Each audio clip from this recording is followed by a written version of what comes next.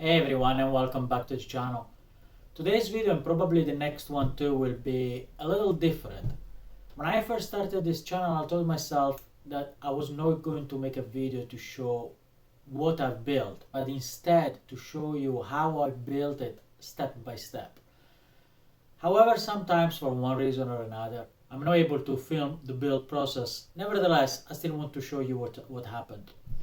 Today I like to show you my sidewalls. I actually made them before I made the window frame. The reason for not filming this was because I worked without an actual plan in place. I think that more than once I mentioned that the simulator sits upstairs in my house while my building places is outside in the garage. This build was very much process of building one part, then coming upstairs, checking if it worked, and then going back downstairs. It was too complicated to film. But now let's talk about why it looks so strange. Everything I build in this cockpit, as far as structure is concerned, is not a one-to-one replica or size. Unfortunately, due to the limited space that I have to constantly make adjustments to the plans I find on the internet to fit my own space.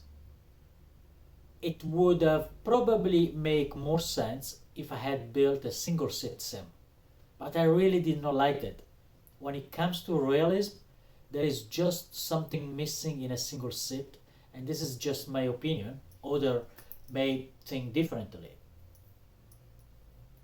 As you can see, the basic idea is there, with a place where the cup holder and the oxygen masks should be, but the small kind of shelf, it's much smaller, and the more you go towards the back of the MIP, and the more it gets just simply straight.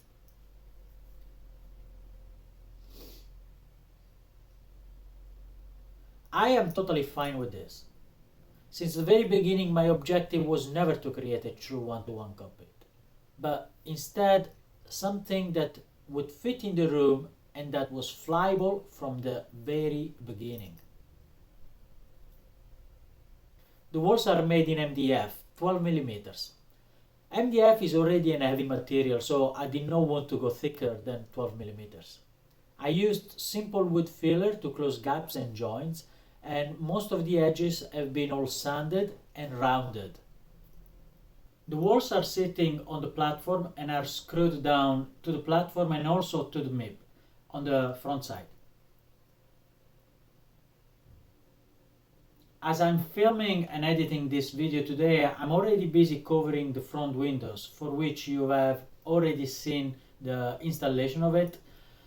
Once that is finished, I plan to connect the side windows to the walls, then take everything back downstairs, paint the walls and cover the side windows, at which point everything will be brought back upstairs and hopefully permanently mounted. So this was just a small update for today. There is another quick one that will come soon in the next video, and that is also a non-building video, but I will explain more details next time. For now, thank you for watching, and I will see you next time. Bye bye.